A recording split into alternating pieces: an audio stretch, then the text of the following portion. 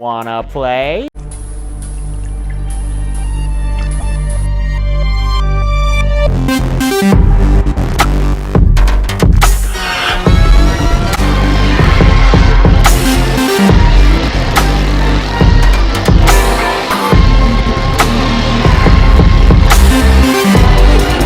Here's Johnny! I need a bigger boat.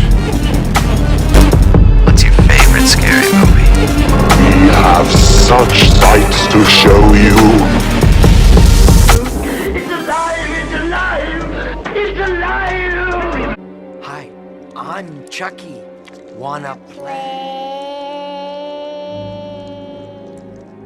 Hey everybody, welcome back to Wanna Play. My name is James McKenna, and today we're going to be ranking another franchise. Today's franchise is going to be the first 5 movie franchise that we've ranked, and that's going to be Psycho. Psycho is probably my favorite franchise.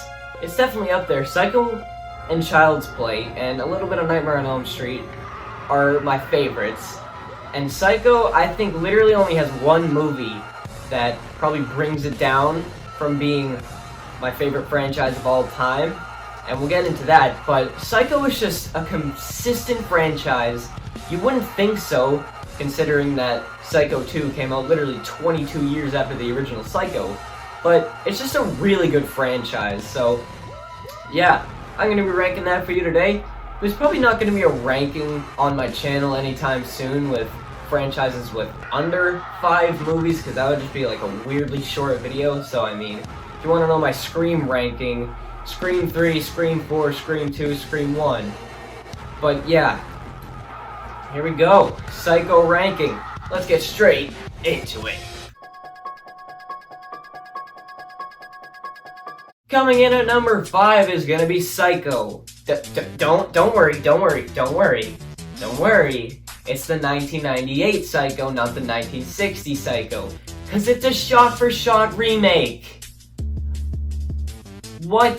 This is the one movie in the franchise that it's like, well, I mean, I just wasted an hour and a half of my life.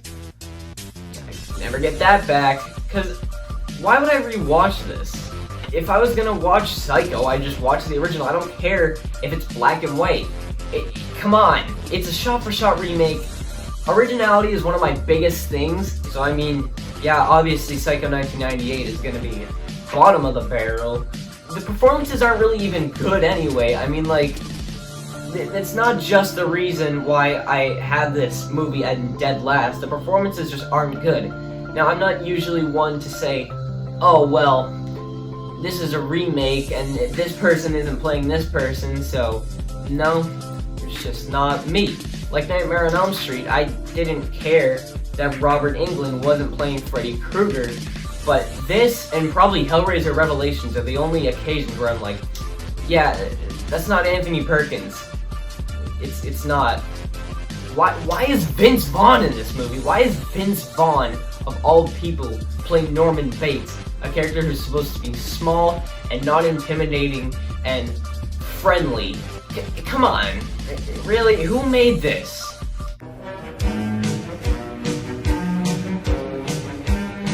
Coming in at number 4 is going to be a movie that I absolutely love, because I absolutely love all of the movies from here on out, because Psycho is an awesome franchise.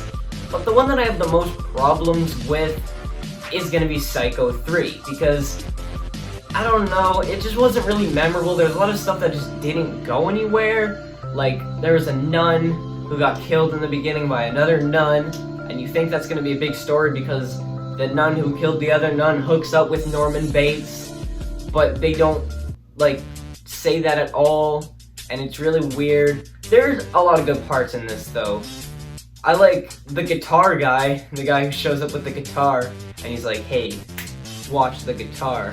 And he's supposed to be some sort of, like, cool kid, and then Norman Bates comes in and just kills him with the guitar. That's always fun to see.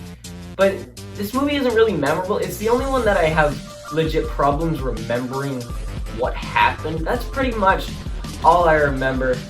There wasn't really anything to this one. It was pretty repetitive. You know, it was fine. It was really good. But I just felt like it was a bit too repetitive and too, you know, like, not memorable for me, because nothing really happened in Psycho 3.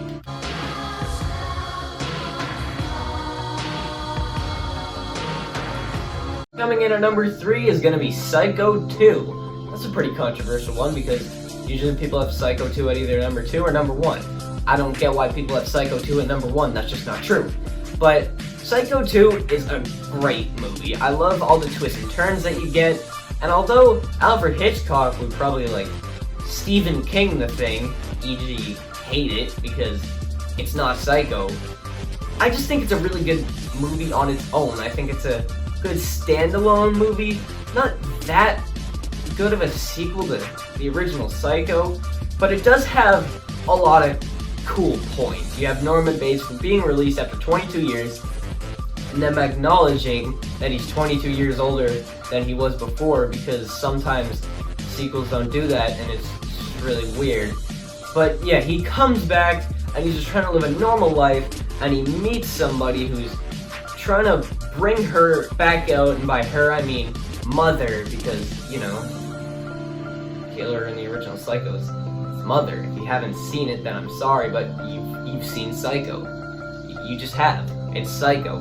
But I like all the little twists and turns that we get. I like how they say, oh, Norman Bates' mother wasn't actually Norman Bates' mother. And then in Psycho 3 they're like, yeah, no, that was wrong.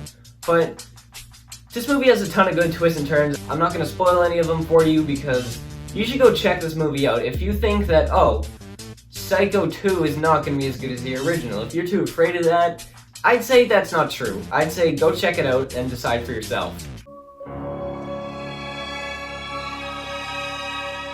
Coming in at number 2 is one that every single person that ranks the Psycho franchise puts the second to last, and I don't understand why. It's Psycho 4: The Beginning. Now, I can understand that it probably doesn't need to exist. It was the 4th movie in the Psycho franchise, and it was a prequel and a sequel at the same time, but I think they did such a good job with it. I loved all the characters in this one. I love Norman's backstories when he's flashing back to, oh, how did I kill my first victim, or how did I kill my mother, or what did my mother look like, and the mother was Olivia Hussey, so that was good to see. But yeah, it's just awesome. Plus you have the kid from E.T. and Dr. Sleep playing young Norman Bates, so that's always fun. And it's just a really good movie altogether. I mean, it's structured really well. Norman Bates is on a phone call and he's just describing how his old life was like, and you get flashbacks, and it's just really cool. And all the characters are great in this one. The character who Norman's on the phone with for the radio show of boys who kill their mother, or whatever, something like that, I thought she was a great character. The ending of this one was a perfect ending for a character like Norman Bates. So overall, Psycho 4 is just a really, really well-made movie. I'd say probably top 20 of all time for me. Top 20 of my favorite movies, because Psycho 4 is just so good. I don't get why people don't like it. It's just really good. It's kind of pointless, yeah, I know, but it's just really good. I mean, come on. Come on. Number 1 is Psycho.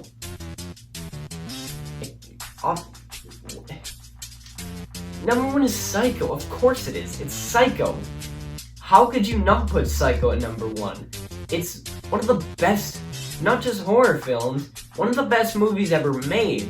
The twists in this one are far better than any of the twists that we get in the later Psycho movies combined all together. Psycho is amazing. It's awesome. It's one of the best things ever. Perfect characters, perfect castings. Anthony Perkins is top 10 castings in movie history. It's just great. Psycho is so awesome. You don't need to hear me talking about this movie that much, because I've talked about it so much. I've talked about Psycho loads.